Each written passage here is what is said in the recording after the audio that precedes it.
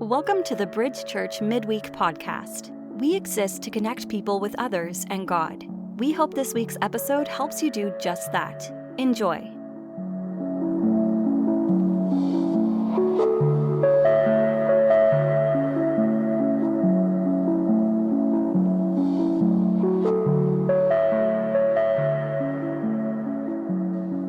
Hey everybody, welcome again to the Bridge Church Midweek podcast. This is Pastor Tyler Wolf. If we haven't had a chance to meet, I'm the campus pastor at Oconomowoc campus, and I'm here with a Bridge Church hero, as we call him, a missionary, Jeff Winkleman. How you doing, Jeff? Hey, I'm doing well. It's good to be here. Thanks for being here, man. Yeah. We've had a relationship with you guys for a while. You are a missionary to UWM, Chi Alpha Missionary, and you guys are here helping out at stuff at the church at least once a year, right? Yeah.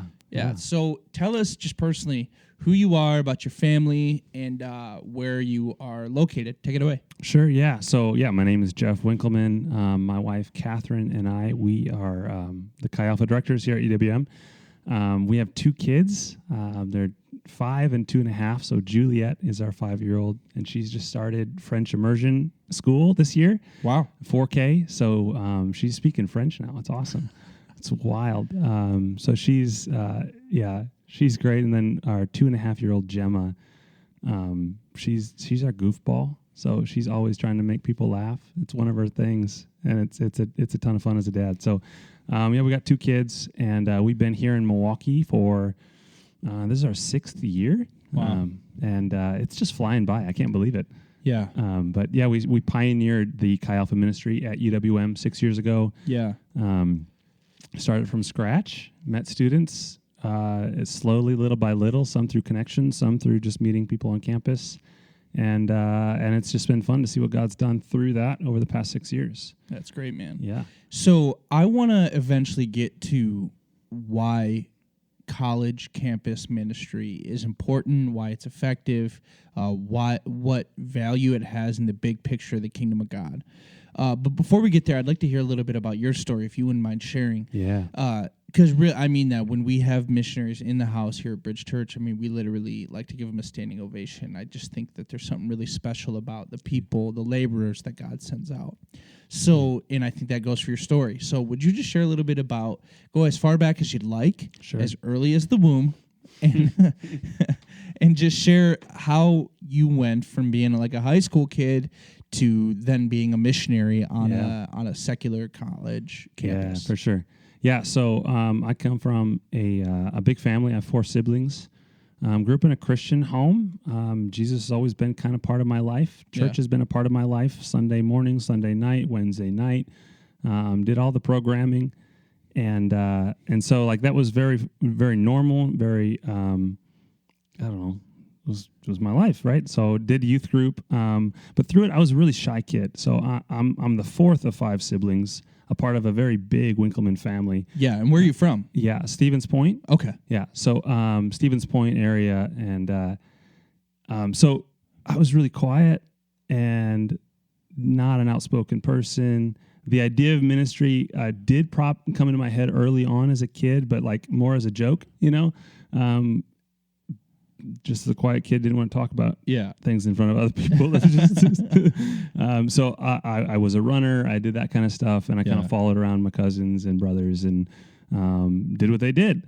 And then junior year of high school, started to kind of fall in love with Jesus. Yeah.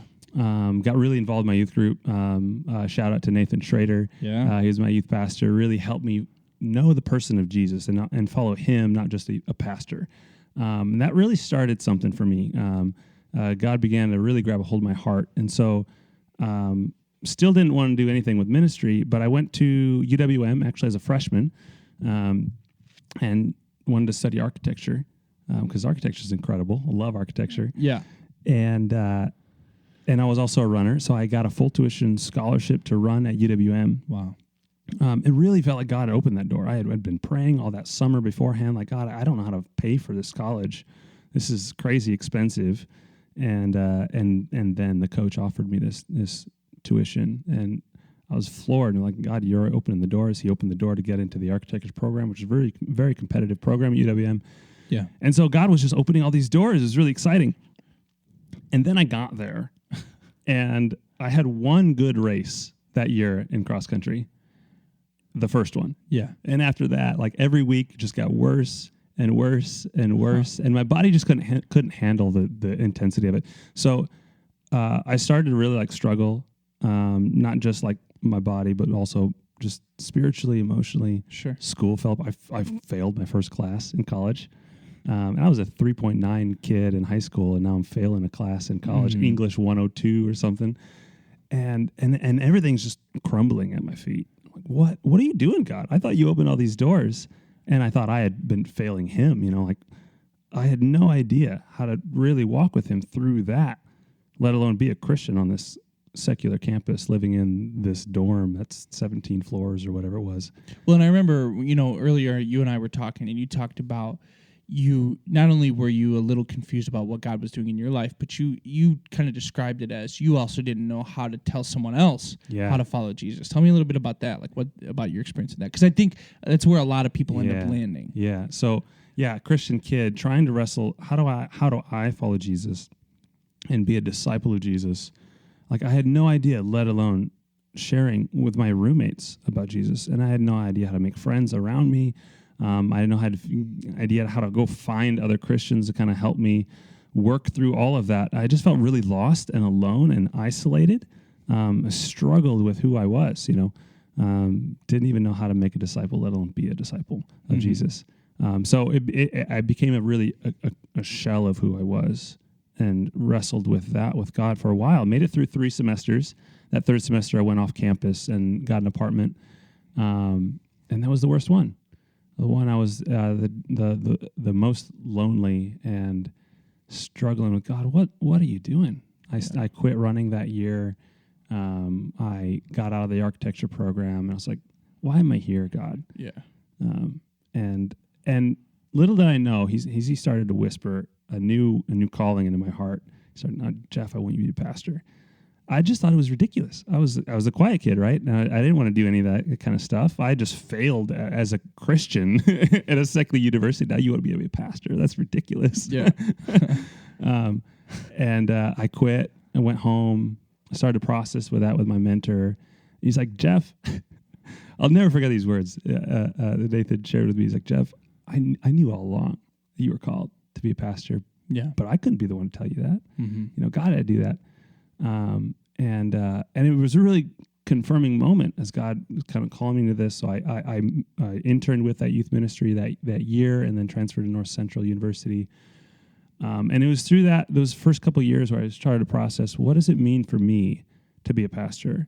I thought it was youth ministry, but as I was dabbling in that, serving in that, I wasn't quite sure that was for me. And I wondered what God was really doing. There was one message I remember in particular. Pastor Nate Roosh actually preached that message, and he said, you're not called to a position, you're called to obedience, to trust. Just follow me, is what he was saying. And that really released me of that idea, I have to be youth pastor. Sure. So it was right after that, I met a guy who was doing college ministry at the University of Minnesota. It's like, let's check that out. That seems what's after youth ministry. College, let's go think about that. And I got there that first service, and I made some immediate connections, and all of a sudden I realized something, like maybe that's why God took me to UWM in the first place. Yeah. And then like all the pieces started to fit together, of like feeling the heartache as a college student, as a freshman, a Christian kid who felt no idea how to be a Christian on campus, let alone make a Christian on campus. Right. Now that burden made sense. Yeah. Now that experience made sense. And God was opening my eyes to see, like, maybe this is the way I want you to go. I want you to go back to the universities, go back to these college students and be there, be the guy that was reaching out, be there, who's going to help them through that process. And not only the Christian kids, but the non-Christian kids too. The people who have never even considered God. He just opened my eyes to it.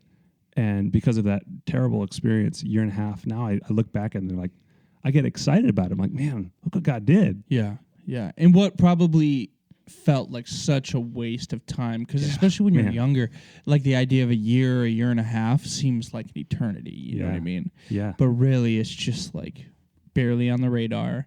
in such a useful 3 semesters. Yeah, you know what I mean? totally. This is just a fraction of it, but to be able to relate to students now that you're ministering to students, well, yeah, I've been there, man. I did 3 semesters at this school. Yeah. You know? Yep. Wow, that's incredible. Yeah. So how long have you been on campus at UW Milwaukee? Yeah, we've been there 6 years now, or this is our 6th year. So yeah.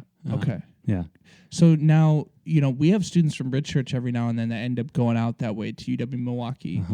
We have just a few right now. Yeah. Tell me about what is Chi Alpha? What do you do on campus? What does it offer students at UWM? So I think it's important to kind of understand what our name is. Chi Alpha, Greek letters. Sure. Sometimes people kind of think that's a fraternity, a sorority, or some kind of club. Sure.